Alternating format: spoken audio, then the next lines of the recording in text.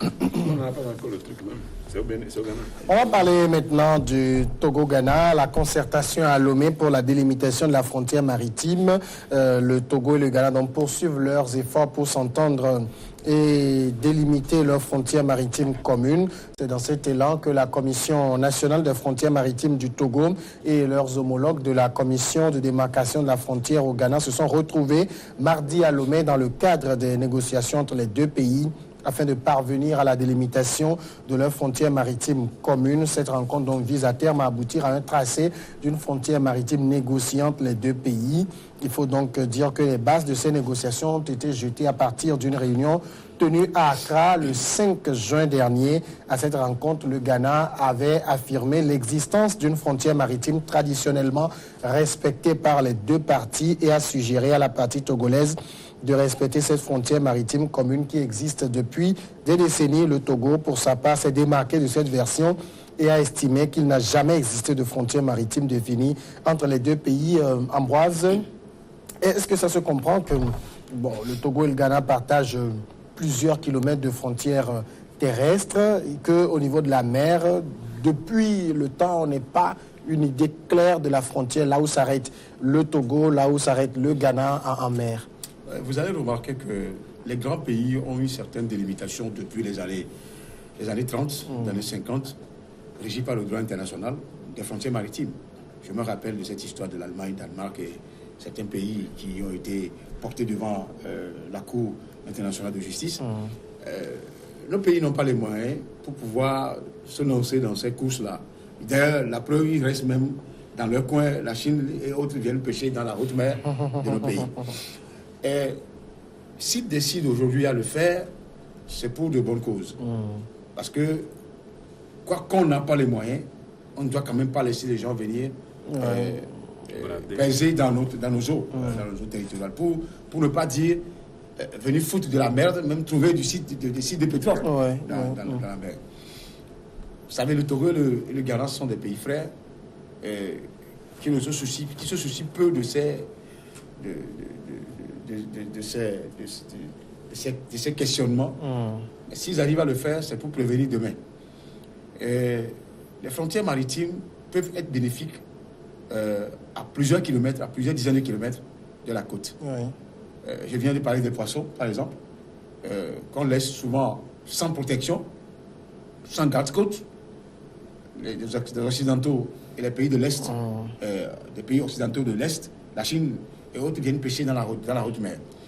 Maintenant, on parle du pétrole aussi, souvent qui peut être rentable à certains pays et qui sont une malédiction pour d'autres. Dans la plupart des cas, c'est des malédictions. Certainement que il n'y a jamais eu de fumée sans feu. C'est qu'il y a peut-être des accrochages quelque part qui a dû induire les deux pays à s'entendre sur le minimum. C'est clair, pasteur, que si les deux pays décident de parler de ça aujourd'hui, c'est qu'il y a quelque part.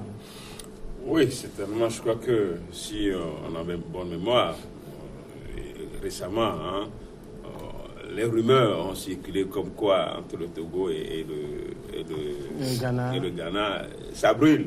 Et ça brûle au niveau de... Justement, c'est à propos de la délimitation des frontières maritimes. Donc, je crois quand même que c'est une bonne chose. Et c'est vrai quand même que pour le Ghana, il y a des territoires... Il y a des territoires traditionnels, traditionnellement, le Bénin, le Togo et le Ghana se partagent une frontière traditionnelle, ce que le Togo n'accepte pas. Maintenant, est-ce que de manière consensuelle, le Togo et le Ghana vont parvenir à cette délimitation pour éviter que le sujet ne soit porté plus haut, c'est-à-dire devant les tribunaux? Bon, personne ne saura le dire, mais je crois quand même que les territoires, les frontières maritimes sont importantes parce qu'il s'agit des eaux et il y a beaucoup de richesses. Quand nous parlons de pétrole et autres, il a parlé des poissons, donc ils sont quand même de grandes richesses. Bon, donc, il est quand même normal qu'une démarcation claire et nette soit faite entre les territoires maritimes du Togo et du Ghana. Et cette fois-ci, je crois que les deux pays sont sur la bonne voie. Mais il va falloir quand même que la compréhension puisse prévaloir. Et que de manière en tout cas, les deux pays ont marqué leur accord. Il faut qu'il y ait la volonté de pouvoir s'entendre. Donc certainement, le Togo a compris finalement que les eaux là, les eaux territoriales, il y a beaucoup de choses. Et que vous savez, ça fait longtemps que ça spécule que le Togo a du pétrole. Le Togo a du pétrole et que même il y a déjà eu des prospections. Non seulement on n'est plus à l'état de prospection. On est allé loin. C'est parce que j'ai reçu ici le ministre Imoua qui a dit qu'il n'y a pas eu d'exploitation. On est allé loin. On a prospecté, on a vu qu'il y a du pétrole. Je pense que le ministre Imoua me disait, si je ne me trompe pas, qu'on a du pétrole, mais que je veux compléter que je pense que c'est la bouche du pétrole se trouve dans le Ghana en fait. La bouche se trouve là-bas. Ouais. C'est-à-dire on a le gisement ici, mais la bouche est vers le côté Ghana. De l'autre côté. Donc il faut s'attendre avec, tout ça, il faut s'attendre avec le Ghana avant de pouvoir l'exploiter. Donc vous voyez que c'est un peu, tout est flou. Bon, de toutes les façons, le Togo, certainement le Togo a de pétrole.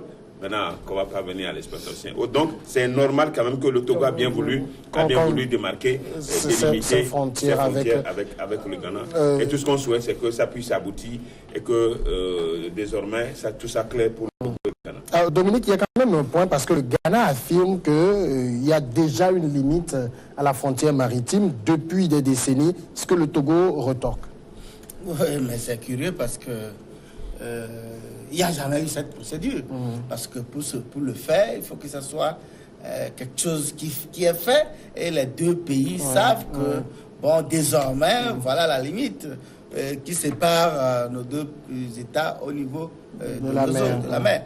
Et vous savez, aujourd'hui, les enjeux sont aussi réels, notamment la possibilité de gisement de pétrole qu'on peut trouver. Vous savez, le Ghana et la Côte d'Ivoire ont également un problème actuellement. Notamment, on a trouvé des gisements au niveau de cette frontière. Et ça a créé entre-temps quelques petits problèmes, mais je crois qu'ils se sont donnés aussi à l'arbitrage des Nations Unies, comme le Togo également, qui sollicite les Nations Unies à cet effet. Et n'oublions pas qu'il n'y a pas longtemps, le Ghana, on a découvert du pétrole non loin de nos côtes également. Donc, on ne sait pas, parce que c'est des blocs qui peuvent s'étendre d'une frontière à l'autre. Et quand c'est comme ça, il faut que les États s'entendent. Et l'exploitation et partager les bénéfices. Parce que, par exemple, le même schéma se trouve actuellement entre le Sénégal et la Mauritanie. Donc, c'est dire que c'est une très bonne chose. Hein. Ça évite des conflits inutiles ou des malentendus inutiles. Parce que, bon, avec nos États dont la situation économique est déjà exsangue, ce n'est pas le moment de commencer à nous tirer dessus. Parce que lorsqu'on parle du pétrole, c'est des enjeux économiques très importants. Et donc, cette démarche, je crois, est la meilleure. Je crois qu'ils se sont déjà retrouvés à Accra en juin. Et maintenant, ils sont à Lomé. Je crois que la prochaine fois, ils se retrouveront. Sans oublier qu'entre le Togo et le Bénin également, il y a aussi une procédure où on parle de blocs, de continent, bien, bon, on explique ça. Bloc continental. Bloc continental. Donc, c'est dire quelque part que ça évite vraiment des conflits entre les États et ce serait vraiment très bon que les États s'entendent sous le gîte des Nations Unies, des experts des Nations Unies qui peuvent leur dire, voilà où se trouve Thalès. Si demain, on trouve un gisement au niveau des deux frontières, les deux pays vont s'entendre depuis. Pour l'exploitation en bronze. Au début des interventions de Dominique, on croyait qu'il est membre de la commission de délimitation. Parce que quand vous avez posé la question en disant que le Ghana a brandi une certaine délimitation qui existait au préalable, et quand il disait que non, si le Ghana n'a pas des éléments n'a pas un élément tangible, connaissance d'un document, je ne crois pas qu'il hasarderait à s'aventurer sur un terrain. Maintenant, le Togo dit que rien de pareil n'existe. Et s'il doit y avoir un document, ça doit être à la connaissance des deux États. En fait. Moi, je crois que ce travail-là est un travail essentiellement minutieux qui doit être connu et fait par les deux commissions. Parce que je connais le cas du Bénin. Et ce que je sais aussi, des fois, certains pays profitent de la faiblesse de l'autre pour pouvoir imposer certaines donnes. Actuellement, entre le Ghana et le Togo, qui est le pays qui est en position de faiblesse et de force? Et demandez-vous pourquoi c'est cette période-là qui a été choisie pour le faire. Actuellement, le Togo est en position de faiblesse politiquement, on peut le reconnaître. Mais je sais que le Togo ne va pas se laisser baiser et pas le Ghana quand on parle de délimitation. Jacques, le ministre de la Sécurité a dit que le Togo n'est pas une colonie du Ghana. Ça, c'est l'autre débat politique qu'on va essayer de casser. Ça veut dire c'est clair quand même que le Togo n'est pas aux ordres du Ghana. Je ne suis même pas d'accord pour que le Togo, malgré sa faiblesse politique, puisse concéder un seul territoire à un quelconque territoire comme le Ghana. Mais je sais aussi que quand il s'agit de ça, il y a un dépassement des raisons politiques qui puissent faire avancer les choses au côté voisinage d'un pays. C'est ce que je crois qu'ils feront, comme le Bénin aussi. On nous a toujours dit que le Bénin, mon enfant va croire que la frontière du Bénin, c'est là qu'on dit ici. Alors que c'est grand popo apparemment, hein, selon ce qui se dit. C'est au niveau d'Agouégan. Agouégan, là où le président est quand on a enterré, déplacé le corps d'Olympio, on a dit, dans le temps que Olympio n'était pas togolais, pour faire croire que l'Olympio n'était pas togolais, il faut le déplacer vers l'autre côté pour dire, et ramener même la frontière. Pour des raisons politiques, on a créé de la bouillabaisse, on a foutu du bordel dans ce pays.